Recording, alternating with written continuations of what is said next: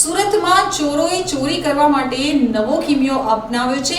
ચાલુ ટ્રકમાં પાછળ ચડી અને તેલના ડબ્બાની ચોરી કરવામાં આવી હતી।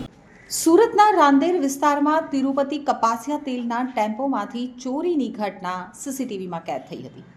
ચોર એક ચાલતા ટેમ્પાની પાછળ ચડી અને તેમાંથી 24 લીટર તેલના 2 બોક્સ ચોરી કરી જતા દેખાયો હતો। આ બોક્સમાં કુલ 12 લીટર તેલના પાઉચ હતા। ફૂટેજમાં સ્પષ્ટ જોવા મળે છે કે કઈ રીતે ચોર આરામથી ટેમ્પો ઉપર ચડી અને બોક્સને ઉપાડી તેને લઈ અને ભાગે છે। તો બીજા કિસ્સામાં રાંદેરમાં એક કાર ચાલકે ચાલતા ટેમ્પોની પાછળ ચડી રહેલા ચોરનો વિડીયો પોતાના ફોનમાં શૂટ કર્યો હતો। ચોર ચાલતા ટેમ્પોની પાછળથી 15 લીટરનો તેલનો ડબ્બો ચોરી અને લઈ જતો હતો। તો કાર ચાલકે જ્યારે તેનો પીછો કર્યો ત્યારે ચોર ડરાઈ અને તેલનો ડબ્બો રસ્તા ઉપર જ મૂકી નાસી ગયો હતો।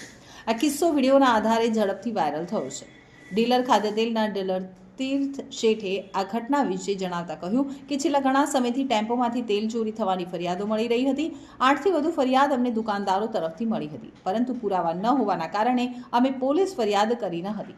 અમને સમજાતું ન હતું કે કઈ રીતે આ ચોરી થઈ રહી છે, પરંતુ સીસીટીવી ફૂટેજના આધારે હવે સ્પષ્ટ થયું કે આ ચોરી એ ખરેખર એક આયોજનબદ્ધ ગતિવિધિ છે।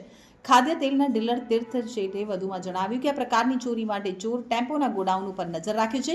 જ્યારે ટેમ્પો ખાદ્ય તેલ લઈ અને નીકળે છે ત્યારે તે પાછળ રેકી કરે છે અને ટ્રાફિક સિગ્નલ કે ધીમી ગતિએ ચાલતા ટેમ્પો તેમને અનુકૂળ રહે છે ત્યારે ત્યાંથી તેઓ આરામથી ચોરી કરી લે છે। આવા બનાવો માત્ર ખાદ્ય તેલની ઊંચી કિંમતને કારણે નથી, પરંતુ ટેમ્પો ડ્રાઈવરોને અજાણતામાં રાખી અને ચોરી કરવાનો આ એક નવો પ્રયાસ છે, જે હવે ચિંતાનો વિષય બની ગયો છે। તો સુરતના ખટોદરા, પાંડેસરા ચોક અને રાંદેર પોલીસ મથકમાં ખાદ્ય તેલની એજન્સીઓ દ્વારા આ પ્રકારની ચોરીના કિસ્સાઓની ફરિયાદ કરવામાં આવી છે। તો પોલીસે આ વિડીયો ફૂટેજના આધારે ચોરોને પકડવા માટે તપાસ હાથ ધરી છે।